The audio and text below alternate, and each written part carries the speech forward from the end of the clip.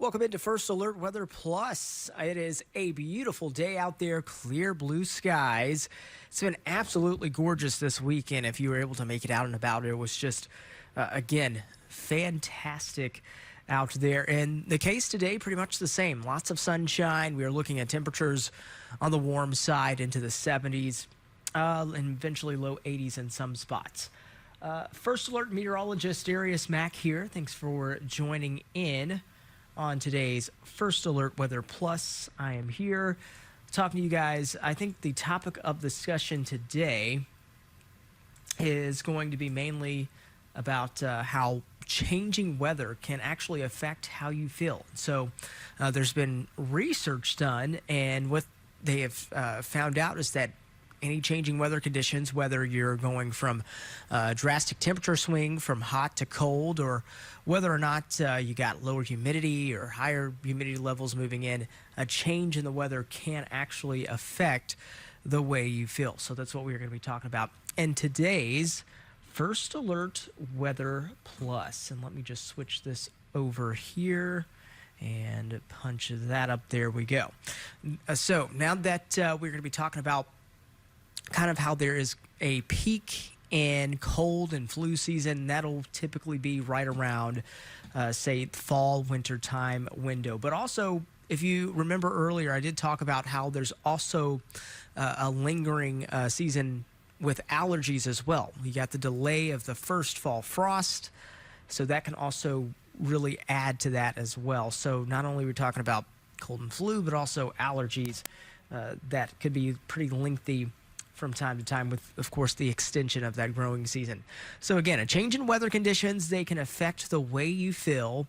And so that's what I am talking about in today's First Alert Weather Plus. You're more likely, in most cases, to feel sick in colder and drier weather. Now, I do want to point out that cold weather does not necessarily make you sick. It does not have a direct effect on how you do feel sick, but it can be a trigger to causing certain symptoms. And then also a change in air pressure can trigger aches and pains. Of course, with lower pressure, what that can do is that could kind of cause your tendons and kind of your muscles to kind of expand. And so that can lead to some aches and pains and even headaches as well. Migraines that can be triggered by a change in air pressure. So here's the latest with the aches and pains forecast. And it's typically when there's a change in pressure is where you'll find a chance of feeling some aches and pains. So notice between about today, we got higher pressure moving in. But as we go later into this week, there's Thursday into Friday, there's going to be some lower pressure moving into the area. And so that's when, with that change in pressure, can also cause, again, for you to feel aches and pains.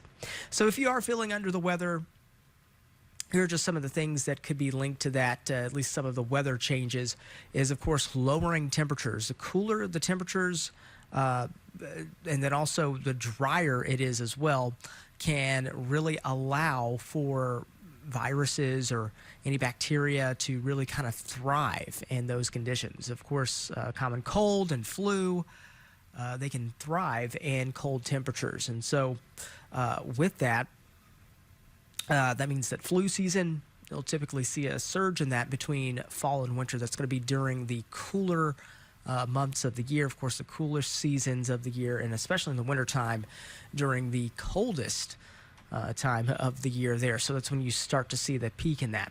So here's the breakdown from the Climate Prediction Center, and this is what they are showing as far as flu activity goes by month. And so they've pulled up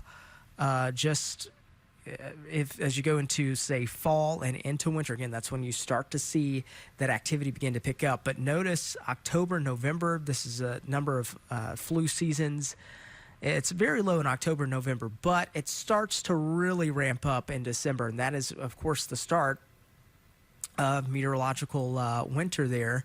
This will go into February. That's when you see the peak activity of flu season in February. Again, it's going to be in those colder months, and then notice it starts to go down as you go into spring. So the spring season, all of that really begins to lower. But again, it's going to be the colder months is where you do find that risk there for the flu season to, of course, increase. So that is just pretty much a breakdown of what we were talking about, or what we are talking about today here on First Alert Weather Plus. So just keeping that in mind, there is a difference between cold and flu. Of course, common cold, you get the symptoms such as a runny nose and, cough, but the flu is, of course, more dangerous because that requires hospitalization, and it would be more of an emergency issue there with flu. So, but again, common cold, flu, that can really peak during the coldest times of the year, as, again, viruses can thrive in cold temperatures. So cold, dry air, really just kind of a good combination, kind of a perfect storm, if you will, for those conditions to thrive, for those symptoms. If that's what I'm trying to say there with that. So just to break down for you. All right, let's talk about this. It is fall. We are getting ready to already seeing some of the leaves beginning to change color out there as well. So here's just kind of a breakdown of the expected foliage. So here we are now. It is October. Today is October 13th. It is Monday, October 13th. We are already seeing, especially towards the Smoky Mountains, good colors there into the fall season. So we go just roughly a week away, and we can actually expect near peak conditions across middle Tennessee. So this is October 18th, and really it's less than a week away. This is coming up very soon, as we'll see those colors quickly change. And again, mid to late October is kind of that time window to see the peak colors with the changing leaves and all the falling leaves there. So you'll actually see that coming up very soon. If you have any cool photos that you want to share, you can always send that in WSMP4 weather app. We would also love to show those on air as well. But yeah, that is pretty much sums up our topic of discussion for the day today. We'll take a peek at the forecast looking over the next 7 days. We are looking at temperatures generally into the 80s. It's going to stay pretty dry as well. That is good news as we go pretty much throughout the week. Now, the weekend, however, we are going to be keeping a close eye on a system that could bring some rain our way. And not only just rain, but you see that there is a lightning icon there on Sunday. So we could also be looking at some storms for the upcoming weekend. So we'll keep a close eye on that setup and see how that pans out. But in the meantime, all throughout the rest of the work week, essentially, is going to be pretty dry. And we're also looking at temperatures cooler into the 50s for overnight lows as well. All right. Well, I hope you guys have a great rest of your Monday. Be safe, take care, and enjoy the rest of your Monday. I'll see you guys once again tomorrow.